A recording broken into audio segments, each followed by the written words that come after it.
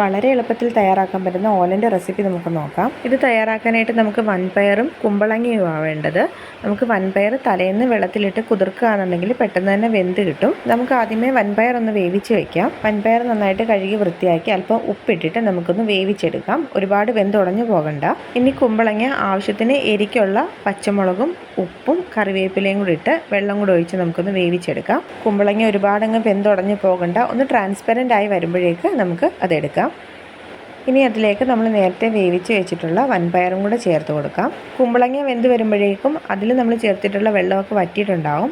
ഇനി നമുക്കിതിനുള്ളിലേക്ക് തേങ്ങയുടെ 1/4 പാല് ചേർത്തിട്ട് ഒന്ന് വേവിച്ചെടുക്കാം. ഇത് ചെറുതായിട്ടൊന്ന് വറ്റി വരുമ്പോഴേക്ക് നമുക്കിതിലേക്ക് പച്ചവെളിച്ചെണ്ണ ചേർത്ത് കൊടുക്കാം.